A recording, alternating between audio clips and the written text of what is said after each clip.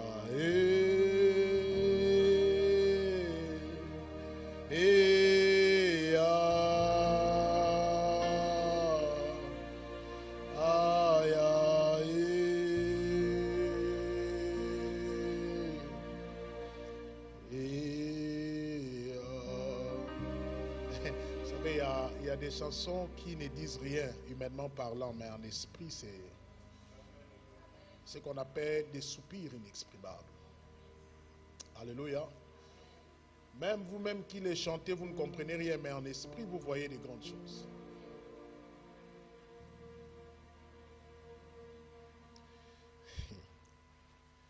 Alléluia. Nous allons aller dans la parole de Dieu et puis nous allons prier. Je rends grâce à Dieu qui nous donne encore l'opportunité ce soir pour partager la parole. Et nous croyons au plus profond de notre cœur que cette parole fera du bien à quelqu'un ce soir. À chaque moment, Dieu réunit son peuple, ce n'est pas pour leur faire passer le temps, mais c'est par contre pour investir dans leur vie. Donc vous êtes venus ici, pas pour passer votre temps, mais pour recevoir de l'investissement spirituel. Et je crois que l'investissement de ce soir demeurera éternellement dans votre vie, dans le nom de Jésus. Comme notre thème de mi-semaine, l'obéissance qui agit. Tel est notre thème. Et par la grâce de Dieu, nous allons voir quelques vérités de la Bible et puis nous allons partir. Vous savez, je commence en disant ceci. L'obéissance, c'est faire ce qui est commandé et non ce que l'on veut. Alléluia. L'obéissance, c'est faire ce qui est commandé et pas de faire ce que toi tu veux. Lorsqu'on parle de l'obéissance, c'est parce qu'il y a une loi qui vient au-dessus de nous. Un commandement qui est au-dessus de nous, qu'on nous demande à nous d'appliquer indépendamment de notre volonté. Vous vous en souviendrez, quand on était encore enfant, nous ne voulions pas aller à l'école. Mais puisque papa dit va à l'école, on n'allait pas à l'école parce qu'on voulait l'école ou on aimait l'école, non. On y allait parce qu'on nous poussait d'y aller. Alléluia. C'est la même chose avec Dieu. Dieu n'a pas besoin de ta volonté pour te dire ce que tu dois faire. Mais Dieu veut que toi, tu acceptes ses commandements afin qu'ils se manifestent dans ta vie. Quand il s'agit de ta volonté, il n'y a pas la notion d'obéissance. Mais quand l'obéissance entre en jeu, c'est pour dire qu'il y a une loi au-dessus de toi que tu dois accepter en dépit de ta volonté. C'est ainsi Dieu parle dans Deutéronome 28, verset 1er, il dit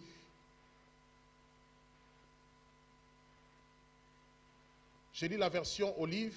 Il dit, et il arrivera que si tu écoutes attentivement la voix de l'Éternel ton Dieu, pour prendre en garde à pratiquer tous ces commandements que je te commande aujourd'hui, l'Éternel ton Dieu te mettra très haut au-dessus de toutes les nations de la terre. Pas tes commandements, toi.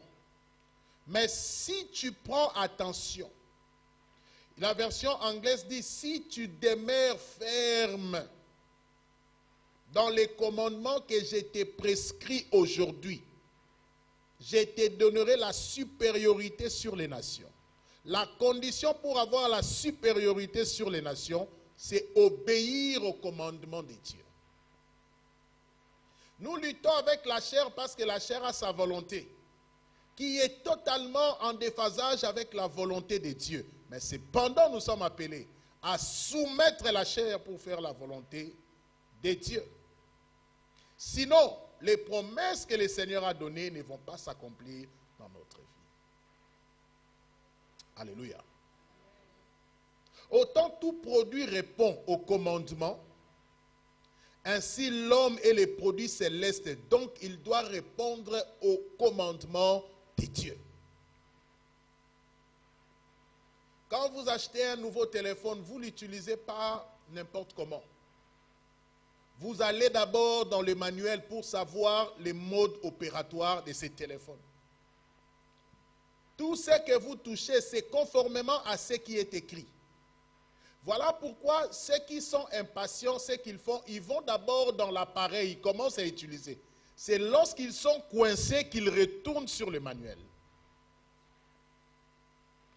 Alléluia. Donc, que vous le vouliez ou pas, le manuel est toujours important pour vous guider, pour vous dire ce qu'il faut faire pour obtenir les résultats. Étant le produit de Dieu, nous avons le manuel qui est la parole de Dieu. À chaque moment, nous retournons dans la parole pour regarder dans la parole. C'est ainsi que nous aurons le mode opératoire de notre vie. Et c'est ainsi que nous allons arriver au bon et au meilleur résultat. Nous devons savoir, tant qu'il n'y a pas d'obéissance, il n'y a pas de merveille de Dieu en manifestation en nous. Là où il n'y a pas d'obéissance, vous pouvez être un habitué de l'église, mais si vous n'êtes pas un obéissant, vous n'allez jamais expérimenter la bonne main de Dieu dans votre vie. La bonne volonté ne suffit pas. Mais faire ce qui est commandé, c'est ce qui suffit. Et tant que vous ne vous accommodez pas aux principes, aux commandements de Dieu, sachez-le que la bénédiction de Dieu ne coulera pas sur votre vie. En dépit de vos multiples prières. J'aimerais que nous puissions prendre en compte ceci. Une obéissance reportée est une désobéissance. Une obéissance reportée. Pendant que la parole est prêchée, tu te retrouves que ce que tu fais n'est pas correct. Mais tu reportes cela. Aujourd'hui, je vais d'abord faire et puis demain. C'est déjà la désobéissance. Quand on reporte l'obéissance, sachez que vous êtes déjà dans la désobéissance. Une instruction non appliquée est une désobéissance. Une instruction qu'on n'applique pas est une désobéissance. Mais nous devons savoir, l'obéissance qui agit repose sur la base des Écritures. La base des Écritures. L'obéissance qui agit trouve son origine dans la parole de Dieu. Il n'y a pas une autre source de l'obéissance si ce n'est que la parole du Seigneur. Avec les pasteurs, vous avez vu que l'obéissance, elle doit être prompte, rapide. Alléluia. Quand vous lisez la Bible dans Genèse 12, versets 1 à 4, Dieu parle à Abraham. Il dit à Abraham, sors du pays de ton père. Va dans le pays que je t'indiquerai. Je te bénirai. Papa, Dieu dit tout ce qu'il a dit. Je maudirai ceux qui te maudissent. Je suis dans Genèse 12, verset 1 à 4. Et quand Dieu a fini de parler, la Bible dit, verset 4, « Et Abraham s'en allant, comme l'Éternel lui avait dit. » Il n'a pas eu le temps de commencer à réfléchir, non. L'obéissance doit être prompte, directe. Alors qu'à l'âge avancé, Abraham souffrait dans la maison de son père. Mais Dieu a pris une personne qui n'avait aucune histoire. Dans la souffrance, il a tiré la promptitude dans l'obéissance d'Abraham. C'est ce qui a fait qu'Abraham devienne grand. Imaginez, chapitre 12, Dieu lui demande de quitter. Lorsque vous lisez dans chapitre 14, verset 14, Abraham avait déjà une armée. C'est pour dire, le peu de temps, le gap de ces petits moments-là, Dieu a changé rapidement l'histoire d'Abraham à cause de son obéissance rapide. Un homme qui a quitté lui, sa femme, son père et son neveu Lot, se retrouve chef d'une armée. À un laps de temps. Vous savez, ce qui fait traîner la bénédiction de Dieu dans notre vie, ce n'est pas parce que le temps n'est pas encore venu, c'est parce que nous n'obéissons pas. Notre obéissance n'est pas prompte. Nous ne nous jetons pas. La Bible dit, dans piscine de Bethesda, à chaque moment il y avait l'agitation d'eau. Celui qui s'est jeté en premier, c'est celui-là qui était guéri. Mais combien d'entre nous se jettent en premier lorsque la parole de Dieu sort? Une obéissance rapide. On n'attend pas prendre une décision après réflexion. Quand la parole sort, tu n'as pas besoin de réfléchir. Quand la parole de Dieu sort, c'est déjà un jugement pour toi et tu dois à l'instant même prendre la décision. La promptitude, c'est ce qui nous permet d'expérimenter les merveilles de la parole de Dieu. Abraham a agi directement sans demander. J'ose croire qu'on lui posait même la question, mais Abraham, tu vas où? Il disait, je pars seulement. Où? Je ne sais pas. Ah, tu es devenu fou ou quoi? Oui, avec Dieu, souvent, on devient fou. Les choses que tout le monde fait, qu'il trouve normales, mais pour nous, ce n'est plus normal. On dit que tel que tu pars là, tu vas mourir, mais toi-même, tu sais que tu ne mourras pas parce que Dieu t'a dit. La promptitude. La promptitude. Et vous avez vu encore avec les pasteurs que l'obéissance qui agit doit être complète et totale. L'obéissance ne doit pas être à moitié. Vous savez, il y a des gens qui sélectionnent les choses à accepter de la parole et c'est qu'eux-mêmes, ça ne les plaît pas, ils mettent de côté. Abraham a attendu 100 ans pour avoir son fils Isaac. Dans Genèse 22, lorsqu'Abraham a eu Isaac, Dieu revient pour lui demander Isaac. Son obéissance était tellement complète, totale, il n'a même pas informé Sarah que Dieu l'a demandé Isaac. Je crois à son retour avec Isaac, quand il a expliqué à Sarah, Sarah le regardait comme même une femme congolaise pour dire, toi tu es sorcier. Alléluia. Sans réfléchir, complète. Quand ton obéissance est complète, tu donneras tout ce que Dieu te demande à donner. Quand ton obéissance est complète, ça se verra même dans tes finances, que tu seras prêt à tout pour Dieu, sans retenir quelque chose. Il y a des gens qui aiment servir Dieu dans l'intercession, mais leurs finances ne servent jamais Dieu. L'obéissance là n'est pas complète. Dites Amen bien. Oui, on doit vous enseigner. Rassurez-vous, mon frère, ma soeur, que personne ne te trompe. Tes prières n'amèneront jamais la prospérité financière. Tes prières n'amèneront jamais ce n'est pas ce que la Bible dit.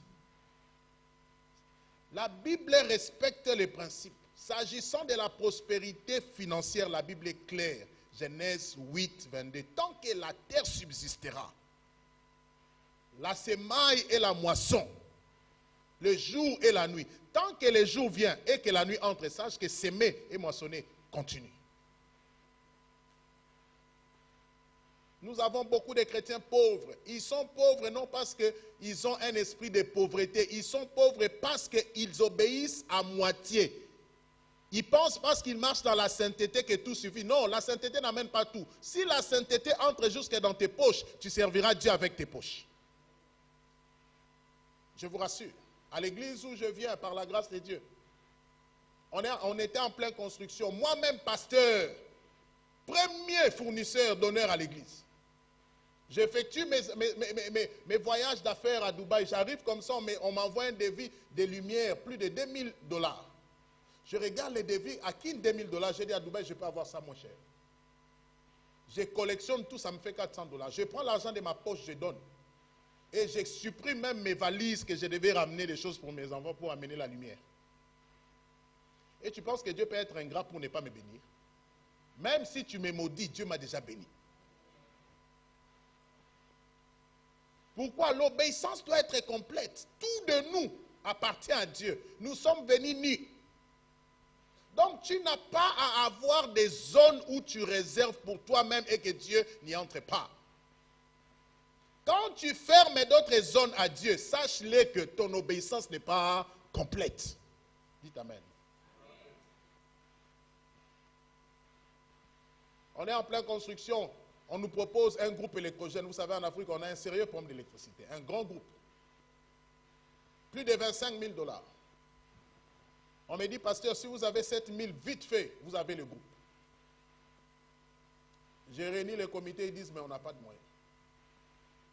Ah, on doit sacrifier à une telle opportunité. Vous savez, souvent, certaines opportunités viennent parce que Dieu veut nous amener dans nos niveaux élevés. Il veut juste tester notre obéissance. Je regarde, je dis, non, cette opportunité ne peut pas passer. J'appelle une dame de l'église, je dis, viens, donne moitié, moi aussi je donne la moitié. On achète cette tranche. Oh papa, il n'y a pas de problème. Et c'est comme ça qu'on a acquis un groupe, un grand groupe. Dieu ne fait exception des personnes. Un pasteur qui ne donne pas mourra pauvre. Avec son titre de pasteur. Dites Amen. Je vous rassure.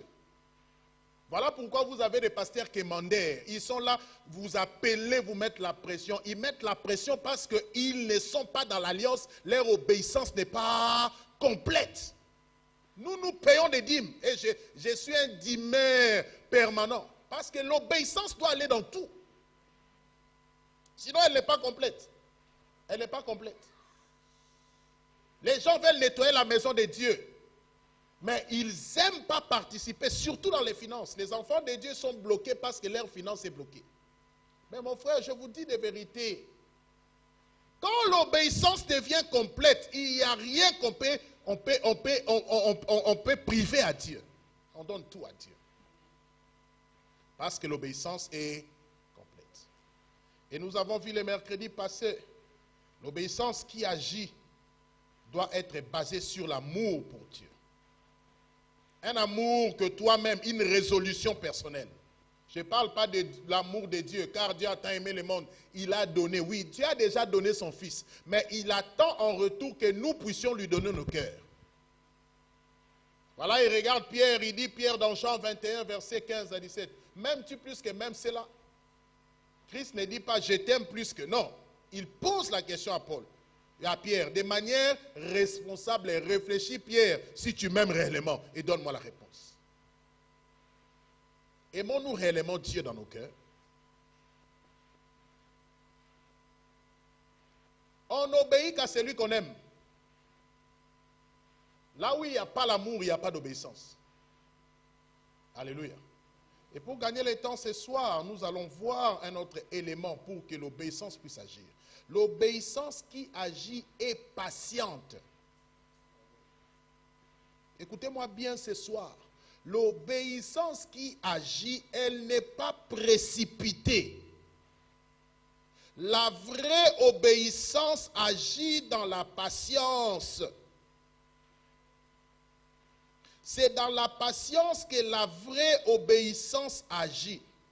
J'aime bien ce passage. Je le lis dans la version Olive parce que c'est proche de l'anglais. Hébreux 6, versets 12 à 15.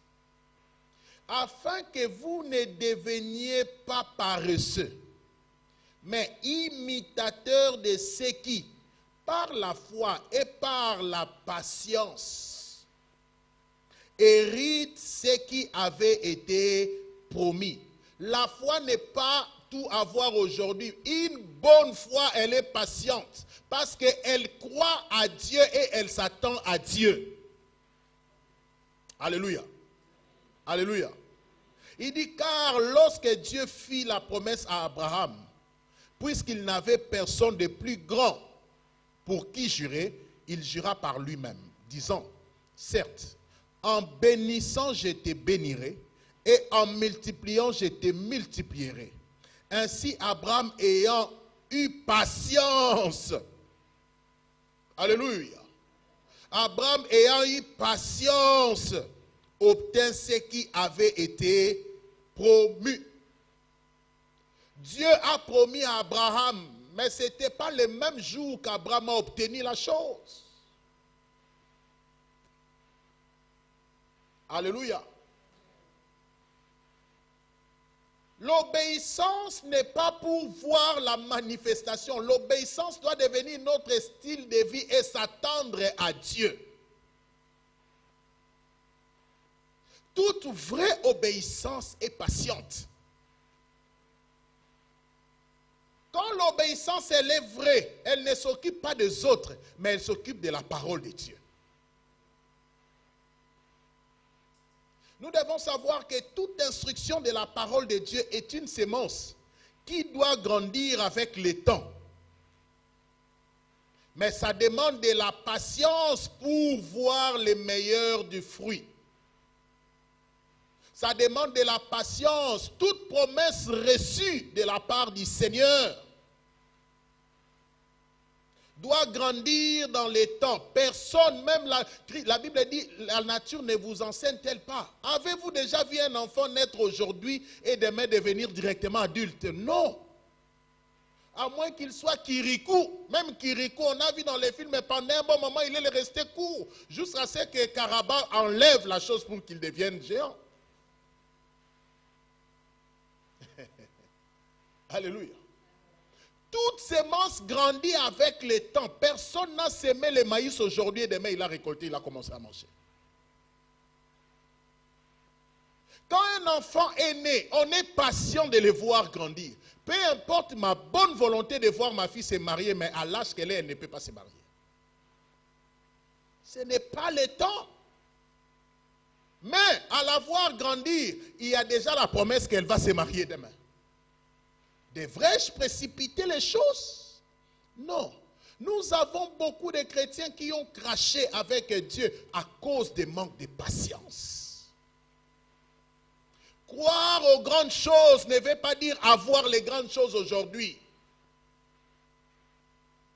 Alléluia. Croire à la grandeur, mais vous devez marcher avec Dieu étape par étape. Beaucoup, parce que Dieu leur a donné de grandes promesses, ils ont voulu commencer à accomplir ces choses d'eux-mêmes, oubliant même le voie de Dieu et s'accommodant aux choses du monde. Certains sont tombés même dans des fétiches. Alléluia.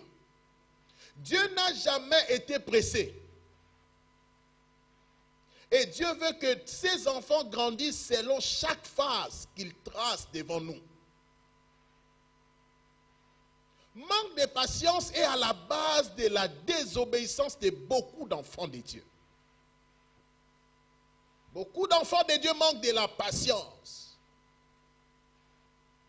C'est ce qui est la base de la désobéissance. Pourquoi? Parce qu'un tel a eu ça, moi aussi je dois avoir ça. Et il oublie que lui, il marche avec Dieu. Mais tu ne connais pas comment l'autre a eu. Même si c'est Dieu qui l'a béni, il a traversé par un processus. Lorsqu'on a l'obéissance de Dieu, on doit être patient pour s'attendre à Dieu. Regardez Saül, il a perdu le trône à cause de l'impatience. À cause de l'impatience, Saül a perdu le trône.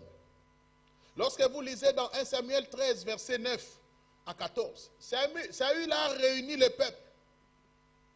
Le prophète Samuel devait venir pour sacrifier. Saül a attendu, il a attendu, il a attendu.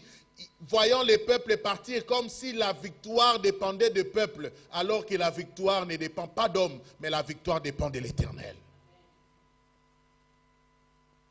Saül, au lieu d'attendre, Saül s'est précipité. J'aime bien ce récit dans 1 Samuel 13, 9 à 14. La Bible dit, et Saül dit, amenez-moi l'holocauste et les sacrifices de prospérité, et il offrit l'holocauste. Et comme il achevait d'offrir l'holocauste, voici que Samuel vint, et Saül sortit à sa rencontre pour les saluer. Et Samuel dit, qu'as-tu fait? Et Saül lui dit, parce que je voyais que le peuple s'est dispersé d'auprès de moi, et que tu ne venais pas au jour assigné, et que les Philistins étaient assemblés à Michmash. J'ai dit, maintenant les Philistins descendront contre moi à Gilead, et je n'ai pas supplié l'Éternel. Et je me suis fait violence, et j'ai offert l'holocauste. Et Samuel dit à Saül, tu as agi follement. Tu n'as pas gardé les commandements de l'Éternel, ton Dieu, qu'il t'avait ordonné, car maintenant l'Éternel aurait établi pour toujours ton règne sur Israël. Et maintenant, ton règne ne subsistera pas. L'Éternel s'est cherché un autre selon son cœur. Précipitation. Ça coûtait quoi d'attendre? Parce que même si tout le monde partait, l'Éternel allait toujours donner la victoire. Attendre à Dieu est mieux que d'écouter les hommes. Beaucoup de chrétiens écoutent ce que disent les autres. Ils veulent vivre comme les autres. Ils veulent faire comme les autres. Vous n'êtes pas les autres pour faire comme eux. Vous ne devez pas par tous les moyens vous casser le corps à 1000 morceaux pour obtenir ce que les autres ont obtenu. Saül est parti vite parce qu'il voyait les gens au lieu de regarder à Dieu. Quand vous regardez aux hommes, mon frère, ma soeur, vous allez vous précipiter sur les choses qui vont vous détrôner de votre trône au lieu de rester avec Dieu pour monter calmement sur votre trône. Nous vivons dans une génération où tout le monde est pressé de réussir n'importe comment, n'importe où. Tout le monde veut réussir. Tout le monde veut acheter une maison. Tout le monde veut rouler une belle voiture. Tout le monde veut s'habiller chic. Tout le monde veut voyager en première classe. Tout le monde veut faire tout, mais tout le monde veut faire tout. Mais ce n'est pas à cela que nous sommes appelés. Voyager en première classe ne t'enlève pas dans la liste des morts. Rouler dans une belle voiture ne te qualifie pas pour aller au ciel. C'est bien beau toutes ces choses si le Seigneur te les donne au moment convenable. Mais ne nous tuons pas parce que nous sentons que les Philistins, comme si le monde tendait vers sa fin, je dois avoir ça, je dois tout faire pour acquérir. Mon frère, tu vas laisser les voies de Dieu et ton obéissance sera remise en question. Lorsque l'on a l'obéissance, la patience doit toujours nous caractériser. Voilà pourquoi il est très important de se ressaisir et de s'attendre seulement à Dieu et à lui-même. Même si le tableau est rouge. Même si le tableau est rouge. J'aime bien cet homme au nom d'Abraham. Sa femme l'a proposé de prendre sa servante. Abraham n'était pas chaud, mais par amour pour la femme, il l'a fait. Mais pour montrer que ce n'était pas son intérêt, quand la femme a demandé de chasser, il était prêt. Il dit, fais de ta servante ce que tu veux. Ce n'était pas en lui.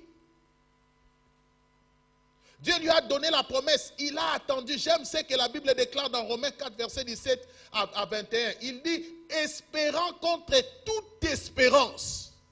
Il ne douta point par incrédulité, mais rendant grâce à Dieu. Abraham savait, si Dieu a dit, même à mon âge avancé, j'aurai toujours cet enfant. Les tableaux étaient rouges. Aucun espoir. Mais Abraham a continué à croire. Que des sœurs, parce que l'âge avance, ils s'adonnent entre les mains de n'importe qui au nom de normaliser des unions qui ne sont pas correctes parce que le mariage devient père. Ma sœur, même si le tableau est rouge, le Seigneur va toujours agir au temps voulu. Tu ne dois pas te vendre moins cher parce que tu vois le tableau rouge. Quand ça devient de plus en plus rouge, sache que le Seigneur est au point d'opérer des grandes choses. La patience a déjà perdu. Que des jeunes ministres de Dieu qui veulent avoir des grandes églises, pensant comme si avoir une grande église, c'est se réveiller aujourd'hui, demain tu deviens pasteur, bishop et tu as une grande église. La patience manque. La patience manque. Je m'en souviens, en 2012, on m'a envoyé pour commencer une église à Kingaba. Je suis parti en 2013. On me rappelle, je rentre. Combien les gens sont venus me voir? Sors, commence ton ministère. J'ai béni Dieu que je n'ai pas suivi cela. Sinon, aujourd'hui, je serais soit mort, soit en train de souffrir. Parce que l'expérience que j'ai acquise pendant ces temps ont permis que quand on m'a envoyé en 2020, j'ai fait un travail plus extraordinaire que ce que j'avais fait en 2013, en 2012. Parce que j'ai appris des choses que j'ignorais encore. La Bible nous dit la course n'appartient pas aux plus agiles. Ceux qui sont forts, la course ne leur appartient pas. Mais ceux qui sont très patients, ils arrivent jusqu'à l'objectif. Mon frère, tu n'es pas là pour te concurrencer avec l'autre. Si tous tes amis ont acheté des maisons, bénis Dieu pour eux. Sache une chose, un jour viendra, tu achèteras avec Dieu. Mais si eux, ils se sont mis des pressions, voilà pourquoi nous avons des jeunes gens qui meurent jeunes, des AVC, des cancers, parce qu'ils ne vivent plus la vie normale. Leur vie est tellement dans la convulsion, ils sont tellement pressés et que les cardiaques commencent à frapper fort. Ils veulent avoir tout, vite, vite, vite, vite. Et voilà pourquoi ils souffrent. Certains en Afrique, ils sont prêts à tout faire pour venir en Europe. Comme si on leur a dit que l'Europe, c'est le ciel. Au point où ils se permettent même de mourir dans la Méditerranée sans que personne ne voie leur corps à cause d'être pressés dans la vie. Alors qu'en Afrique, ils pouvaient aussi émerger si seulement ils restaient calmes avec le Seigneur. Bien-aimés, nous devons savoir que toute bonne chose prend du temps pour fournir un produit de qualité, à condition de ne jamais interrompre le processus. Tout ce qui est bon prend du temps. Peu importe ta bonne volonté, ta femme ne peut pas accoucher en 1 mois ou en 2 mois. Même toi-même, tu seras scandalisé. Quand elle est à l'hôpital, elle commence à travailler, tu auras même des pleurs parce que tu sais que cet enfant-là, tu ne le toucheras pas. Pourquoi? Parce que le processus est interrompu. Nous avons des gens qui ont des prématurés entre leurs mains, des bénédictions prématurées. Ils veulent tellement à tout prix aujourd'hui, ils veulent prendre du KFC au lieu de manger des vrais poulets. Fast food, fast life. Actuellement, nous sommes dans les fast. Tout est devenu vite. Mais regardez les cocotiers. Les cocotiers prennent 5 ans pour produire ses premiers fruits. Mais quand ils commencent à produire les fruits, ils continuent à produire même 50 ans après. Alors que d'autres arbres tombent déjà et meurent. Mon frère, ma soeur, n'interrompons pas le processus de Dieu. Acceptons de rester avec Dieu là où nous sommes. Mais ayant toujours nos yeux fixés vers l'objectif avec lui, il nous amènera là-bas. Peu importe le temps que ça prendra, rassure-toi seulement que tu n'es pas pressé, tu n'es pas en avance avec Dieu. Continue à mener ta vie de crainte de Dieu et ne cède pas pour avoir les choses par tes propres moyens. Vous savez pourquoi les gens cherchent trop de prophètes au lieu de se confier à la parole de Dieu? Parce qu'ils sont pressés dans la vie. Ils se disent que s'ils vont aller dans la parole, ça prendra du temps. Vaut mieux aller chez les prophètes pour écouter vite et voir vite. Et malheureusement, quand vous allez chez les prophètes, vous écoutez vite, mais l'accomplissement ne vient pas. Mais tellement que vous êtes ignorants, vous changez de prophète en prophète, rien ne se fait. Entre-temps, on est en train de vous dépouiller financièrement. Vous envoyez à Cotonou, vous envoyez à Kinshasa, vous envoyez à Pointe-Noire, vous envoyez à Guadeloupe, vous envoyez même en Corée du Nord. Cherchant les prophètes partout, comme si votre vie était entre les mains d'un homme, alors qu'en réalité, votre vie est dans la parole. Il suffit seulement pour vous d'être patient dans l'attente avec Dieu et de marcher mollo avec le Seigneur pour atteindre les merveilleuses choses que le Seigneur a. Mon frère, ma soeur, aucun enfant de Dieu n'a un avenir sombre. Tout enfant de Dieu a un avenir glorieux. Parce que nous avons été prédestinés pour la gloire. Romains 8, versets 28 à 30. Nous avons été, la Bible dit, à ceux qu'il a appelés, il les a aussi justifiés. À ceux qu'il a justifiés, il les a aussi prédestinés pour sa propre gloire. Donc tu es appelé à la gloire. Mais sache une chose, plus tu grandis avec Dieu dans l'obéissance, plus Dieu t'introduit dans des phases de ta vie. Mais tu ne peux pas changer de classe si tu ne réussis pas à la classe inférieure. Change et réussis ta marche avec Dieu dans la crainte. Si tu ne sais pas obéir à Dieu pour d'abord abandonner les péchés du mensonge, vous pensez vraiment que le Seigneur te donnera assez de finances? Tu vas détruire cela. Si avec ta propre femme, tu n'es même pas fidèle, tu penses que le Seigneur te donnera des millions pour prendre tout Paris et à jongler même jusqu'en Belgique? Le Seigneur ne le fera pas. Passons les tests de l'obéissance dans la patience. Même si je marche à pied aujourd'hui, je ne finirai pas ma vie à pied. Le Seigneur m'amènera toujours. Mais je préfère marcher avec Dieu pour ne jamais faire l'hypertension, ni les cardiaques, mais pour finir dans le bonheur et dans la joie. La Bible dit, l'Éternel est mon berger. Je ne manquerai de rien. Mais en conclusion, il dit, oui, le bonheur et la grâce m'accompagneront tout le jour. Vous savez, pour manger devant tes adversaires, tu n'as pas besoin d'être fort, mais tu as besoin seulement de la compagnie céleste. Mais quand on a la compagnie céleste dans l'obéissance, les ennemis deviennent faibles devant nous. Trop de combats spirituels tuent, même les combats. Mais trop d'obéissance paralyse et affaiblit même l'ennemi. Tu m'as compris? Dieu ne veut pas, on ne nous a pas revêti des armes pour commencer à chercher quel est l'ennemi à détruire. Le problème avec toi, ce n'est pas les ennemis de ta famille, c'est toi-même le vrai ennemi de ta propre vie. Alléluia. Paul dit dans le livre de Galates 5, verset 22, parmi les fruits de l'esprit, il parle de la patience. Mon frère, ma soeur, là où Dieu veut t'amener, c'est tellement joli, c'est tellement beau, c'est tellement glorieux, mais il te demande une chose, sois obéissant dans la patience. Abraham, on pouvait l'offrir des femmes parce qu'il avait des moyens. Mais il regardait, il disait, je ne ferai pas ça. Joseph, dans la maison de Potiphar, il a eu toute l'opportunité. La patronne te demande. Mais ta vie a changé.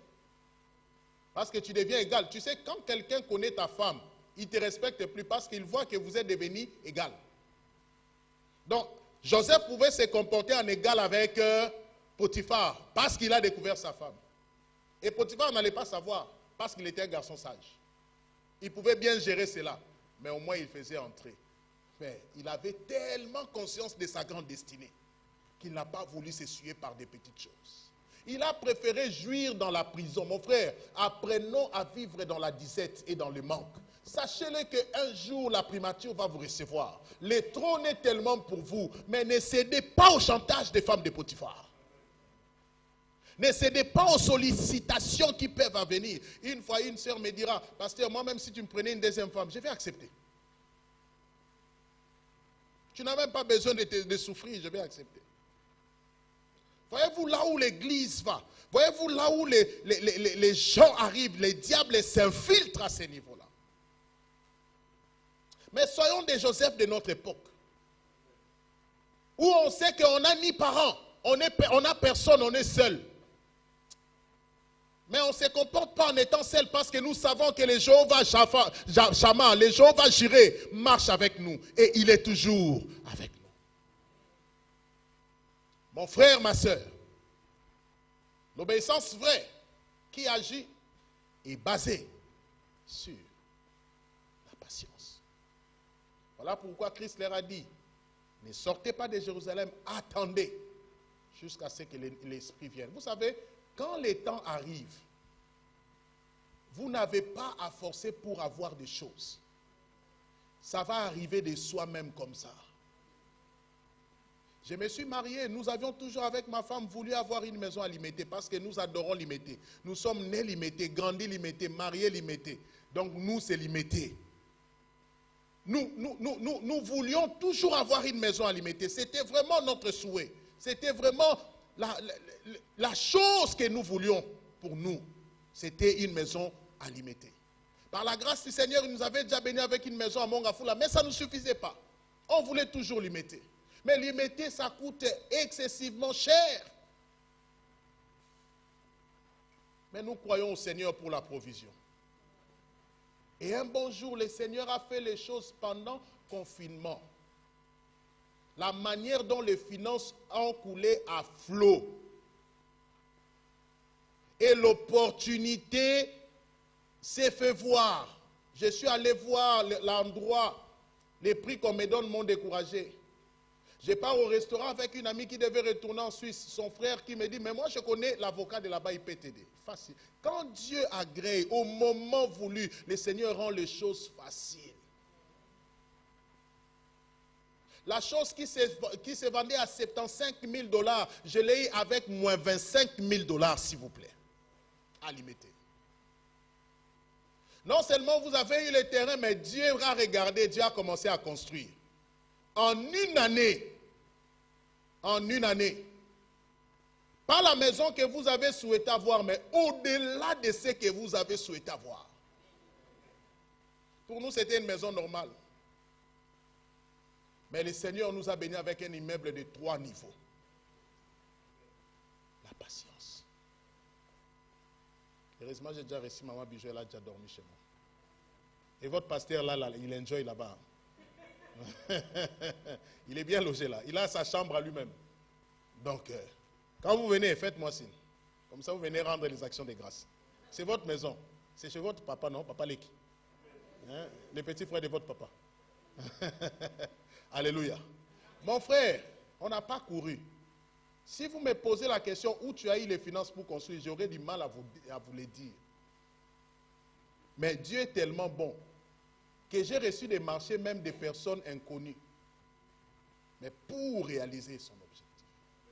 Et quand c'est Dieu, vous n'enorgueillez même pas. Ça ne vous touche même pas. Ça ne change pas votre chrétienté, ça ne change pas votre vie. Mais quand vous avez souffert pour avoir, c'est là où l'homme est déformé. Et il s'est dit, c'est moi, le grand, qui a construit Babylone. Mais toi, tu ne seras pas de ceux-là, dans le nom de Jésus. Ce soir, je prie pour que tu reçoives la grâce d'être patient. D'être patient avec le Seigneur, de marcher dans l'obéissance avec le Seigneur. Lève-toi là où tu es, élève ta voix, demande cela au Seigneur. Seigneur, répands sur moi l'esprit d'obéissance dans la patience.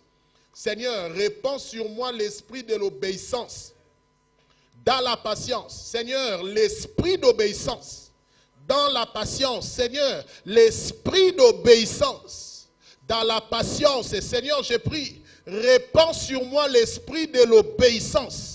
Dans la patience, Seigneur, je vais être patient. Dans ma marche avec toi, je vais être patient. Seigneur, même quand le tableau est rouge, mais je veux demeurer patient à tes côtés. Même quand les choses ne semblent pas marcher à ma faveur. Mais Seigneur, je prie, répands sur moi l'esprit de la patience. Seigneur, que l'esprit de la patience soit sur moi. Seigneur, répands sur moi l'esprit de la patience, l'obéissance dans la patience. Seigneur, que je ne pars pas avant toi et que je ne sois pas non plus en retard, mais que je marche sur tes pas. Seigneur, que je sois sur tes pas. Seigneur, que je sois sur tes pas. Seigneur, aide-moi à marcher et à être sur tes pas. Que l'Esprit éternel soit sur moi. Je prie pour l'Esprit éternel de l'obéissance dans la patience. Comme les cocotiers. Seigneur, garde-moi. Le moment venu, expose-moi. Seigneur, garde-moi. Le moment venu, donne-moi. Seigneur, marche avec moi. Les moments venir, fais-moi des rencontres avec les personnes de destinée. Je ne vais pas cracher, Seigneur. Je ne vais pas me perdre en route à cause des choses de ce monde. Mais je vais rester avec toi, Seigneur. Oh, merci pour l'esprit de l'obéissance, Seigneur. Gloire à toi, Seigneur, pour l'esprit de l'obéissance. Élève bien tes mains, Seigneur, je prie dans le nom de Jésus-Christ.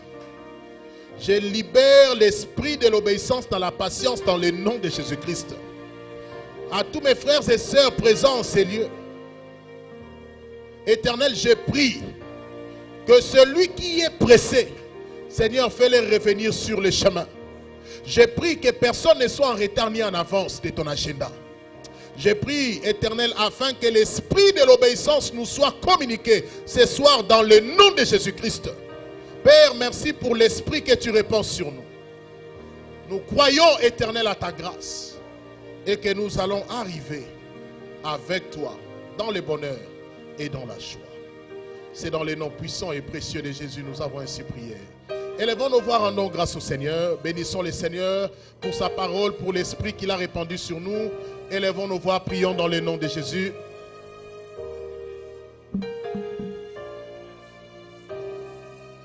Seigneur, nous te rendons grâce et nous te remercions pour ta parole ce soir, Éternel.